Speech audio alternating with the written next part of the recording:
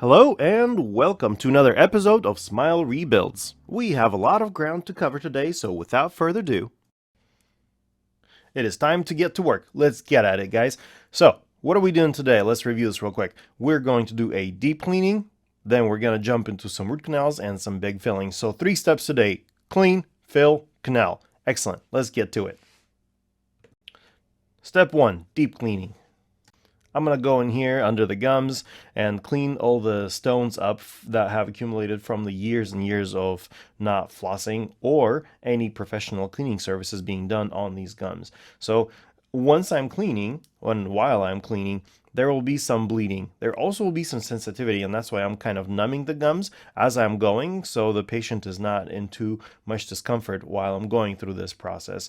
I will actually touch up the entire mouth today with cleaning, and then I will come back on a different day to do final touch-ups and perfections to my cleaning. From where these gums are, they're pretty sore. The patient will feel even more sore tomorrow just because, you know what, you're going into this really sensitive area, you're starting to mess with it, and you're making gums bleed. And when you make gums bleed, of course they're going to be more painful tomorrow than they are today. So really, we're going to have a little bit of a suck with this situation until it gets better, but it will get better and it will look fantastic once we're done. So yeah, just trust me on this. We got to get through this and then the process will take care of itself. As I'm getting through the ultrasonic stage of the cleaning, you notice that there is quite a bit of stones coming out from underneath of the gum, and you can actually see them as dark specks of sandy particles. And this is literally like calcified food and bacteria that's leaving the gum pockets that are around the teeth. Once this step is done, I'm going to hop over to get some curettes and do some refining to the cleaning. Again, I am trying to get as much done today, but for the interests of time, because I'm having one big appointment, so we're here in the chair for 4 to 6 hours, I'm trying to get as much done as possible, and then when I need to come back and refine my cleaning, I will do so on a different day. This approach is a little bit unorthodox. Usually dentists prefer to get a cleaning done, wait a week or two to observe healing, and then jump into the restorative procedures. But because we want to help this patient as fast and efficient as we possibly can, we decided to lump everything together and then follow up on the next appointments with other procedures, whatever they may be in the future. So cleaning up the mouth or restoring the mouth is just like building a house. Think about it. In order to start rehabbing a house, like you're doing completely new build out of a house, you want to clean out all the junk first. So everything that the previous person left over, you want to put on a truck and haul it away because you're never going to use these things. So you want to get things out of the way so you can actually see what you're working with. And this is the first step of that deep cleaning will allow us to do. It will allow us to get rid of the junk that was there in the beginning and do an overall more thorough inspection in the long run. So this is serving so many purposes in once. For example, purpose of improved hygiene, improved gum health, improved tooth health, and then improved examination capabilities. So deep cleanings are always important, especially if you haven't had one for a long while. Yes, you probably want to get it out of the way. If you especially have gingival pockets, then deep cleaning is a must. And sometimes I have to do deep cleaning before I can even carry out a diagnosis. As we're working our process, the cleaning gets done, and then we're transferring on to step 2 and 3, which is fillings and root canals. In the house allegory, this will be akin to inspecting the frame and fixing what needs to be done. So before you can put in nice things like cupboards, doors, bathrooms, paint on the walls, you have to inspect the frames of the house. Same thing in dentistry. You got to inspect the teeth and see if they're capable of carrying out the loads that you need them to carry out. And if so, go ahead and restore them and then crown them safely. They will function for a very long time. If not so, then we'll have to do other things to reinforce the tooth. For example, if the tooth is too weak and cannot support a crown because of missing tooth structure, then we're better off removing the tooth and doing an implant. Or if the tooth does not have enough bone around itself, then it would be worthless to put money into that tooth. We'd much rather do a bridge or an implant than try and save that tooth if it's not going to last 20 years. I mean, my personal philosophy, if I'm doing something for you, it better last 20 years. And if it doesn't, something went wrong. You know what? We're just going to redo that because it doesn't make sense to treat teeth that will last only 1 or 2 years. It's not worth the headache or the money. Just don't do that. Plan your restorations for the next 20 years. You can see the process of preparing for a filling. This pink thing that I'm putting in the mouth is a rubber dam.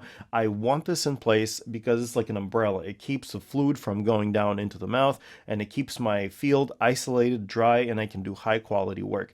So once the rubber dam is in, I can actually see the cavities really well, especially when I remove enough of the tooth structure. It allows me to peek in the tooth and to be able to accurately pinpoint where the problem is and fix it right then and there.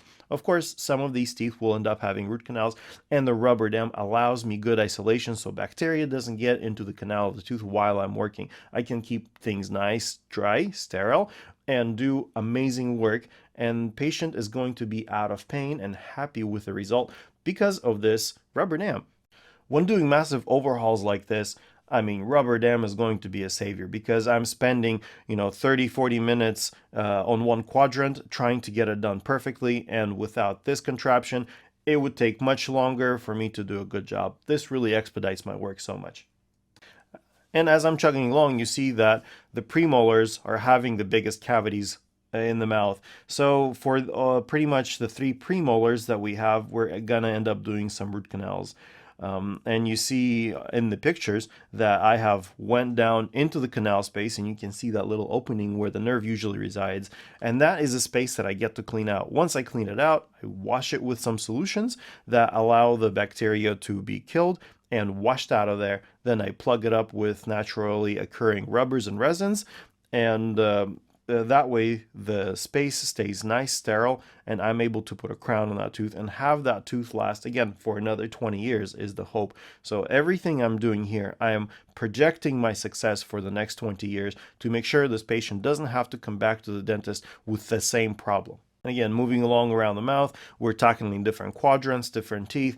Wherever I need to do a filling, I prep the tooth, get rid of the caries, do a filling, and wherever the situation calls for a root canal, I just do the root canal right there because the rubber dam is there, everything is nice and sterile. I'm able to tackle all the treatment in one go so the patient doesn't have to come back multiple times. We got all this work done in one day, just 4 to 6 hours in the chair, bing, bang, boom, and done. We don't have to come back to this problem anymore. And this sets us nicely for the next step, which is going to be crowning. We're going to crown all these suckers to reinforce them and to give them a new covering, which is going to be beautiful. And you'll see in the next few steps that we do how the smile transforms and how the gum heals around these new crowns. It will be quite astounding to see the success of this. As we're getting closer to finishing up the treatment for the day, I will inspect that everything was done to the highest quality. I will adjust everything, make sure that the bite is functioning the way it's supposed to be, all the margins are closed, and the patient is happy. I'll also keep an eye on this patient. I will give him a call today and tomorrow to make sure that there isn't any remaining symptoms from what I've done. Sometimes after doing a root canal, it can be a little bit sore for a day or two, and then the soreness should go away. So I'll keep a close eye on this person just to make sure that everything is going according to plan and all the discomfort gets resolved within a day or two. The gums may be sore for a day or two or maybe even longer, so that's not surprising. But as long as she keeps flossing them, the gums will get better and that will not be an issue. Late one night I was reviewing the photos and here's something interesting I found, and I've been racking my brain over this of what it could be. Check this out. Tooth number 8 and 25. We'll draw some arrows for those teeth here. You see the notch on the top tooth matching with the notch on the bottom tooth. What do you think that's from? Drop your comments down below to have your guess.